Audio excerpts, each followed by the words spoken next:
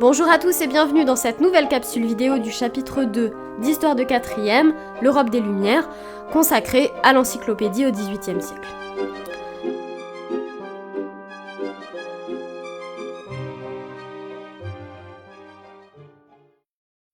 Comme nous l'avons vu précédemment, le XVIIIe est un siècle de découverte et d'approfondissement des connaissances. Et ce, dans de nombreux domaines, les sciences, la géographie par exemple, mais aussi la politique, la religion. En 1746, Diderot et d'Alembert, qui sont deux philosophes, sont sollicités pour rédiger un ouvrage dont l'ambition serait de rassembler toutes ces connaissances pour les rendre accessibles, les diffuser. C'est l'encyclopédie. Mais qu'est-ce que c'est qu'une encyclopédie ? Eh bien, c'est un peu comme Wikipédia, mais version 18e, c'est-à-dire un livre dans lequel des articles sont rédigés sur des thèmes variés et organisés par ordre plus ou moins alphabétique. Qui participe à sa rédaction ? Pour constituer cet ouvrage, Diderot et d'Alembert vont faire appel à plus de 160 auteurs, dont certains sont plus célèbres que les autres, par exemple Voltaire, Rousseau et Montesquieu dont nous avons déjà parlé. Quelles sont les difficultés qu'ils rencontrent ?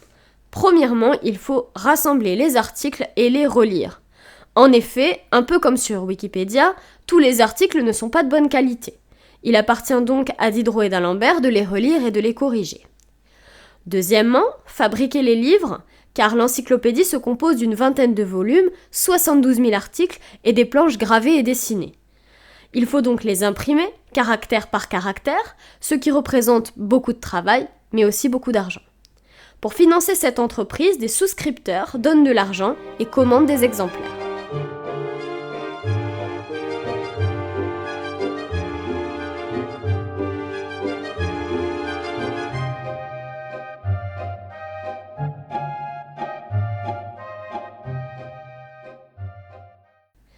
Enfin, troisièmement, la censure.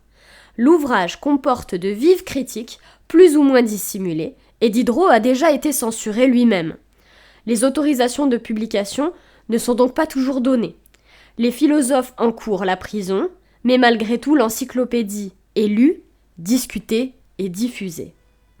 Pour conclure, l'encyclopédie montre la volonté des Lumières de porter un regard raisonné sur le monde et de diffuser leurs connaissances.